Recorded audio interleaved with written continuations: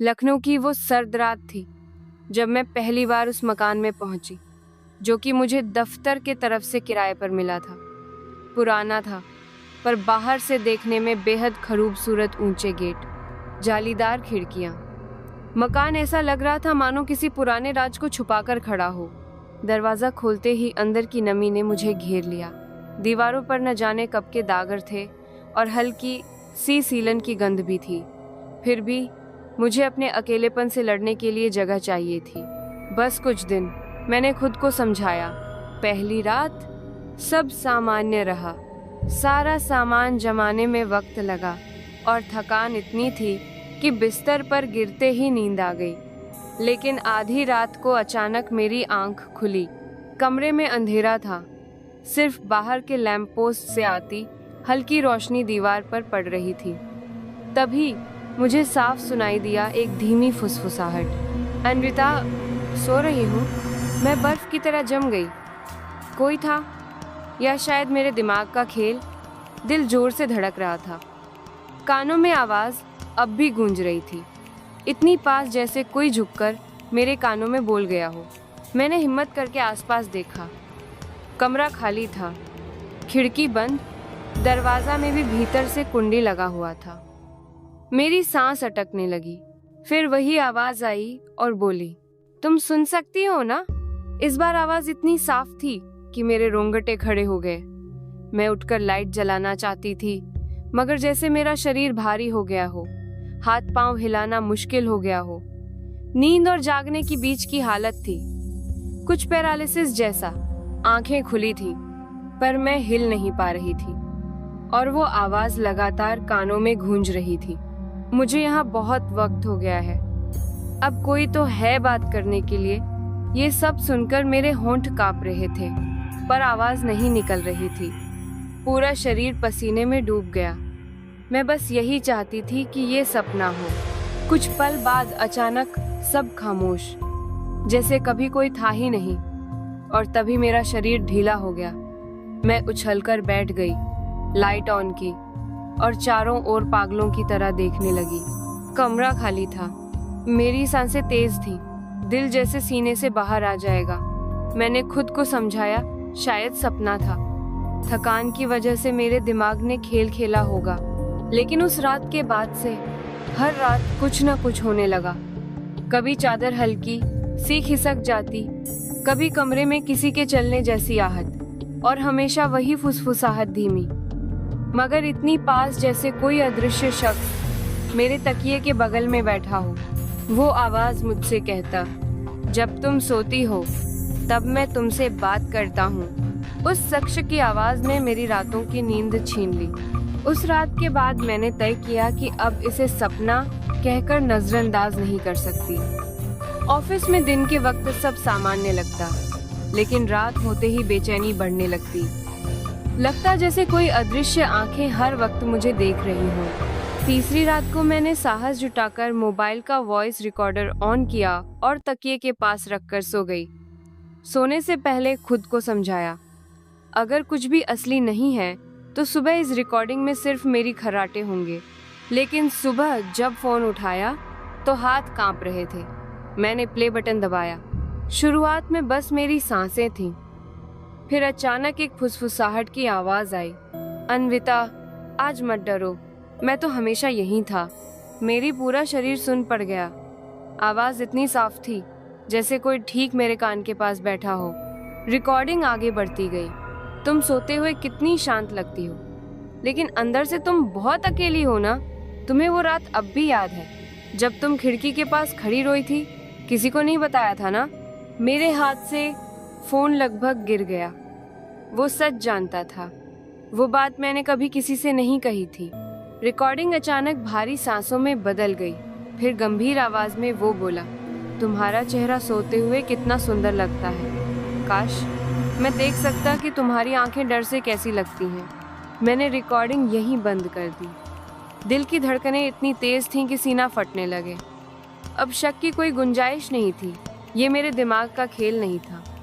कोई था जो मुझसे बात कर रहा था जबकि मैं सो रही थी। उस दिन ऑफिस में भी चैन नहीं मिला।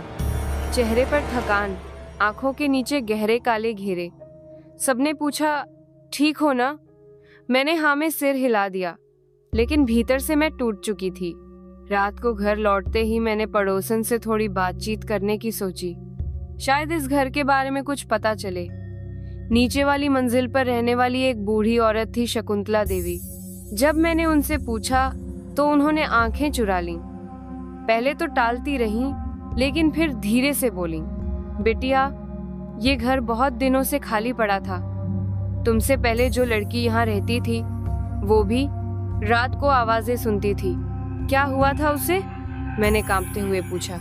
शकुंतला देवी ने बोला, वो लड़की एक रात अचानक चिल्लाने लगी। लोग दौड़कर आए, मगर जब दरवाजा तोड़ा तो वो बेहोश पड़ी थी। अगले ही दिन घर छोड़कर चली गई। मेरे पैरों तले जमीन खिसक गई। मैंने और पूछना चाहा, लेकिन उन्होंने हाथ जोड़ लिए। ज्यादा मत टटोलो बिटिया, कुछ बातें जानकर डर और बढ़ जाता है। उस रात मैं बिस्तर पर लेटी, पर आंखों में नींद कहाँ। कमरा अंधेरे में डूबा था। खिड़की के बाहर पेड़ की शाखाएं हवा में लहरा रही थी, और फिर वही फुसफुसाहट आने लगी। अन्विता, आज मैं तुम्हारे और करीब हूँ। मैं कांप उठी। आवाज इस बार सिर्फ कानों तक नहीं, बल्कि दिल तक उतर गई। तुम्हें डर लग रहा है? मत डरो, मैं बस चाहता हूँ कि तुम मुझे सुनो। जब तुम सोती हो तब मैं सच में तुम्हारे पास आ सकता हूँ। अचानक मेरा तकिया किसी ने हल्का सा दबाया। मैं चीखना चाहती थी, पर गला सूख चुका था। सो जाओ, तभी तो हम बात कर सकते हैं। उस रात मुझे नींद नहीं आई, लेकिन सबसे डरावनी बात ये थी, अब मुझे खुद समझ नहीं आ रहा था कि मैं जाग रही हूँ या सो रही हूँ। सुबह होते ही मैंने कसम खाई कि अब और रिकॉर्डिंग नहीं सुनूंगी, पर जिज्ञासा और डर ने मुझे मजबूर कर दिया। फोन उठाया और कल रात की रिकॉर्डिंग प्ले कर दी। शुरुआत में वही मेरी सांसें थी, लेकिन कुछ ही सेकंड बाद आवाज आई, आज तुम सोई ही नहीं, मैं जानता हूँ, लेकिन तुम आंखें बंद कर लोगी तो मैं आ जाऊंगा। आवाज के बाद कमरे में चरमराहट सुनाई दी, जैसे कोई भारी चीज धीरे धीरे सरक रही हो। फिर एकदम सन्नाटा, और अचानक वो गहरी हंसी। तुम्हारा डर, तुम्हारी धड़कनें सब सुनाई देते हैं मुझे। मेरा शरीर सिहर उठा। इस बार सिर्फ फुसफुसाहट नहीं, जैसे कोई कमरे में चल रहा हो। रिकॉर्डिंग आगे बढ़ी। तुम्हारे हाथ कांप रहे हैं ना? अभी भी कांप रहे होंगे। मुझे अच्छा लगता है जब तुम डरती हो। तुम सोओगी तो मैं तुम्हारे और पास आऊंगा, तुम्हें छू भी सकता हूँ। रिकॉर्डिंग यहीं कट गई। मैं फोन फेंक कर पीछे हट गई। सांस फूल रही थी। अब यह खेल नहीं रहा, ये कुछ बहुत ही खतरनाक था। दिन भर बेचैनी बनी रही। ऑफिस में भी लग रहा जैसे कोई पीछे खड़ा है। लोग बात करते, पर मेरी नज़र बार बार शीशे और कांच के सामान पर जाती, ये देखने के लिए कि कोई मेरे पीछे तो नहीं खड़ा है। शाम को घर लौटी तो बिस्तर के पास कुछ बदला बदला लगा। तकिए पर मेरे बाल पड़े थे, लंबे, उलझे हुए, पर मैंने खुद अपने बाल खींचकर तोड़े नहीं थे। ये किसी और ने किया है। मैंने पड़ोस में फिर से पूछने की सोची, पर शकुंतला देवी ने दरवाजा ही नहीं खोला। बस भीतर से बोली, बिटिया, अपने भगवान को याद करो, वो घर बहुत भूखा है। भूखा?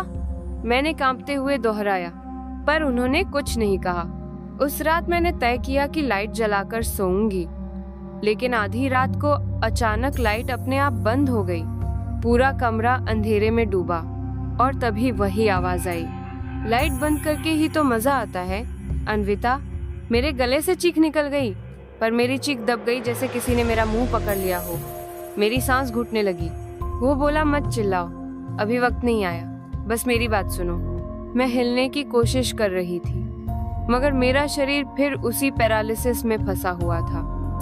आंखें खुली थी और मुझे साफ दिखा छत पर एक परछाई रेंग रही थी। धीरे धीरे वो दीवार से उतरती हुई मेरी तरफ बढ़ी। उसका चेहरा अंधेरे में डूबा था, पर उसकी आंखें लाल चमक रही थी। उसकी आवाज अब मेरे कान के पास, बिल्कुल पास थी। जब तुम सो रही होती हो, तब मैं सचमुच तुमसे बात करता हूँ। तुम मुझे अपना मान लो, तो मैं कभी तुम्हें अकेला नहीं छोड़ूंगा। मैंने पूरी ताकत से चीखने की कोशिश की और तभी अचानक सब गायब। मैं अपने बिस्तर पर थी, पसीने से भीगी और लाइट अब भी जल रही थी, लेकिन तकिए पर गीले निशान थे, जैसे किसी ने वहां अपना सिर रखकर बात की हो। सुबह की धूप खिड़की से अंदर आ रही थी, पर मेरे कमरे में अजीब सी ठंडक बनी हुई थी, जैसे दीवारें खुद किसी रहस्य को छुपा रही हो। रात की घटनाएं दिमाग में घूम रही थी, वो परछाई, वो लाल आंखें और तकिए पर गीले निशान। मैंने ठान लिया कि अब सच्चाई का पता लगाना होगा। ऑफिस से छुट्टी ली और सीधा शहर के पुराने रिकॉर्ड ऑफिस पहुंच गई। पुरानी फाइलों में मकान का इतिहास तलाशना आसान नहीं था, पर कई घंटे की मशक्कत के बाद एक नाम सामने आया, अरविंद मिश्रा। फाइलों के हिसाब से ये मकान पहले उन्हीं का था, लेकिन रिपोर्ट में दर्ज था कि उनकी लाश इसी मकान के अंदर फांसी पर लटकी हुई मिली थी। पुलिस ने केस सुसाइड कहकर बंद कर दिया था, लेकिन सबसे डरावनी बात ये थी, रिपोर्ट में लिखा था कि मरने से पहले उन्होंने पड़ोसियों से कहा था, रात को कोई मुझसे बात करता है, मुझे सोने नहीं देता। मेरे हाथ सुन्न पड़ गई। वही कहानी, वही आवाज।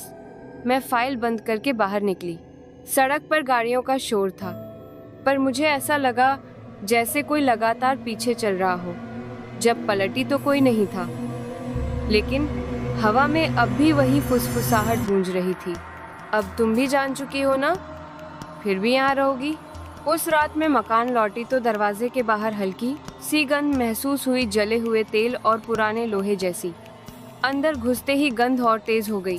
कमरे में पहुंची तो देखा दीवार पर खून जैसे लाल धब्बे बने हुए थे। मैंने झटपट लाइट ऑन की तो धब्बे गायब, लेकिन जैसे ही लाइट ऑफ हुई धब्बे फिर से दिखने लगे और उन पर उभरे हुए शब्दों में लिखा था, सो जाओ। मेरी चीख गले में ही अटक गई। घबराकर मैंने पड़ोस की शकुंतला देवी का दरवाजा खटखटाया। वो देर तक चुप रहीं, फिर धीरे धीरे बोली, तुम्हें ये घर छोड़ देना चाहिए बिटिया। ये घर भूखा है। ये आत्मा सिर्फ तुम्हारी नींद चाहती है।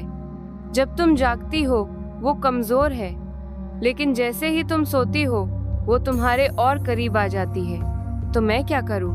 मेरी आवाज कांप रही थी। शकुंतला देवी ने दरवाजा थोड़ा सा खोलकर मेरी आंखों में देखते हुए कहा, या तो कभी मत सोना या फिर उसका सामना करना सीखो। मैं अंदर लौटी, लेकिन नींद अब दुश्मन लगने लगी थी। आंखें बोझिल थी, मगर मैं जानती थी कि जैसे ही सोई वो आ जाएगा। घड़ी ने रात के 12 बजाए। कमरे की लाइट अपने आप टिमटिमाने लगी और फिर वही आवाज, जितना जागोगी उतना थकोगी, अंत में सोओगी तो मैं तुम्हारे पर पूरा कब्जा कर लूंगा। तुम अब मेरी हो, अन्विता। उस क्षण मुझे लगा, मैं चाहे जितना भागूं, इस आवाज से बचना नामुमकिन है। रात के 2:30 बजे मेरी आंखें खुली। पता नहीं मैं कब सो गई थी। बिस्तर के पास हवा भारी हो चुकी थी, जैसे कमरे में कोई और सांस ले रहा हो। आज तुम बहुत देर तक जागी, लेकिन मैं धैर्यवान हूँ, आवाज कानों में गूंजी। मैं उठने की कोशिश करने लगी, पर फिर वही पैरालिसिस। मेरे हाथ पांव जैसे पत्थर के हो गए। आंखें खुली थीं और सामने छत से उतरती काली परछाई साफ दिख रही थी। धीरे धीरे वो बिस्तर के पास आई। उसका आकार इंसान जैसा था, मगर चेहरा बिल्कुल धुंधला, जैसे राख का बना हो। सिर्फ उसकी आंखें लाल अंगारों की तरह चमक रही थी। तुम जानती हो मैं कौन हूँ? उसने फुसफुसाया। मैंने जवाब नहीं दिया, पर दिल इतना जोर से धड़क रहा था कि शायद वो भी सुन सकता था। मैं वो हूँ जो कभी यहाँ रहता था। मैं अकेला था, कोई नहीं था जो मेरी बातें सुने। फिर एक रात तुम आई और अब तुम मेरी हो। उसका हाथ मेरी गर्दन के पास आया, ठंडा, बर्फ से भी ठंडा, जैसे हड्डियां चुभ रही हों। मैं चीखना चाहती थी, पर आवाज बंद थी। तुम्हारी सांसें मेरी होंगी, तुम्हारी नींद मेरी होगी, तुम्हारा शरीर भी मेरा होगा। उसकी पकड़ कसती गई। मेरी आंखों के सामने अंधेरा छाने लगा। तभी अचानक खिड़की के बाहर से किसी मंदिर की घंटी की आवाज आई। आत्मा पीछे हट गई, जैसे जल गई हो। पीछे होते हुए वो बोला, नहीं अभी नहीं, और फिर वो गायब हो गया। मैं हांफते हुए उठी। गला सुन्न पड़ चुका था। शीशे में अपनी शक्ल देखी तो गले पर उंगलियों के नीले निशान थे, यानी ये सपना नहीं था। अगले दिन मैं शहर के एक तांत्रिक के पास पहुंची, उन्हें सब बताया। उन्होंने गहरी नज़र से मुझे देखा और बोले, ये आत्मा भूखी है। नींद और आत्मा का मेल ही इसका रास्ता है। जब तुम सोती हो वो धीरे धीरे तुम्हारी आत्मा में समाने की कोशिश करता है। तो क्या मैं मर जाऊंगी? मैंने कांपते हुए पूछा। उन्होंने ठंडी सांस भरी और बोले, नहीं, मरना नहीं, पर अगर समय रहते रोका नहीं गया तो तुम हमेशा के लिए उसी की हो जाओगी। तुम्हारी आंखों से वो देखेगा, तुम्हारे मुंह से वो बोलेगा, तुम रहोगी पर तुम नहीं रहोगी। मेरे पैरों तले जमीन खिसक गई। उस रात मैं सोने से डर रही थी, पर शरीर थक चुका था। जैसे ही आंखें बंद हुई, मैंने महसूस किया कोई मेरे कानों में सांस ले रहा है। सो जाओ अन्विता, बस एक बार पूरी तरह सो जाओ, फिर कभी जागने की जरूरत नहीं पड़ेगी। मैं चीखते हुए उठ बैठी, पर इस बार मैं अकेली नहीं थी। बिस्तर के बगल में तकिए पर गहरा गड्ढा पड़ा था, जैसे कोई अदृश्य सिर वहां टिका कर बैठा हो। रात के 11 बजे मैं कमरे में अकेली बैठी थी। आंखें भारी थी, लेकिन मैं जानती थी अगर सो गई तो सब खत्म। तांत्रिक ने कहा था, अगर तुम उससे सीधे सामना करोगी तभी उससे छुटकारा पा सकती हो। कमरे में घुप अंधेरा था। मैंने अपने चारों ओर कुछ लाल धागे और राख का घेरा बना लिया था। हाथ कांप रहे थे, लेकिन अब पीछे हटना संभव नहीं था। 12 बजे घड़ी ने टन टन की आवाज की।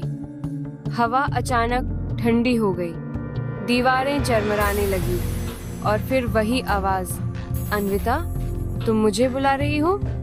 आज तो तुम्हारी आवाज और भी मीठी लग रही है। मैंने आंखें बंद की और जोर से बोली, तुम्हें जो चाहिए सामने आकर कहो। अचानक कमरे की सारी लाइट्स बुझ गईं। अंधेरे में लाल चमकती 2 आंखें नजर आईं, और फिर वो काली परछाई धीरे धीरे राख के घेरों के बाहर खड़ी हो गई और बोली, मुझे तुम्हारा शरीर चाहिए, तुम्हारी नींद चाहिए, तुम्हारी आत्मा चाहिए। उसकी आवाज अब और भारी और डरावनी हो चुकी थी। मैं कांपते हुए बोली, तुम क्यों मुझे ही चाहते हो? वो हंसने लगा और बोला, क्योंकि तुम सुन सकती हो। बाकी सबने मुझे अनसुना कर दिया, लेकिन तुमने मुझे सुना, मुझे जगह दी। अब मैं तुम्हें छोड़ नहीं सकता। उसके शब्द मेरे कानों में जहर की तरह उतर रहे थे। अचानक उसने दीवार पर हाथ मारा और दीवार से खून बहने लगा, और खून से कुछ शब्द उभरे, सो जा। मैंने मंत्र पढ़ना शुरू किया जो तांत्रिक ने दिया था। ओम नमो। परछाई गुस्से से कांपी। चुप रहो, सो जाओ अभी। कमरा हिलने लगा। किताबें, कुर्सियां सब जमीन पर गिर गईं। मेरी मोमबत्ती बुझ गई। चारों तरफ अंधेरा हो गया, और अचानक वो घेरे के अंदर कूद गया। मेरे गले पर उसकी पकड़ कसने लगी। मेरी सांस रुक रही थी। आंखों के सामने अंधेरा छा रहा था। अब तुम मेरी हो। पर तभी मेरी नज़र खिड़की के बाहर पड़ी। पास वाले मंदिर से आरती की आवाज आ रही थी। घंटियों की झंकार पूरे कमरे में गूंज उठी। वो चीखा और बोला, नहीं, ये आवाज। सुनते ही वो बोला, मुझे इस आवाज से तकलीफ होती है, इसे बंद करो। उसकी पकड़ ढीली हो गई। मैंने पूरी ताकत से मंत्र पूरा किया। अचानक कमरे में तेज रोशनी फैली। परछाई तड़पने लगी। उसका चेहरा विकृत हो गया। आंखें जलते अंगारे की तरफ फटने लगी। वो चिल्लाते हुए बोला, मैं वापस आऊंगा, नींद में, हमेशा। और फिर वो राख की तरह बिखर गया। कमरा शांत हो गया। फिर मेरी सांसें थमी। मैं बिस्तर पर गिर पड़ी। सुबह हुई तो सब सामान्य था। दीवारें साफ थीं, फर्श पर कोई निशान नहीं। बस मेरे गले पर नीले उंगलियों के निशान अब भी मौजूद थे। मैंने उसी दिन मकान खाली कर दिया और नई जगह रहने आ गई। लेकिन रात को जब भी सोती हूँ, ऐसा लगता है जैसे कोई तकिए के पास बैठा फुसफुसा रहा हो और बोल रहा हो। जब तुम सो रही होती हो, मैं तुमसे बात कर रहा होता हूँ।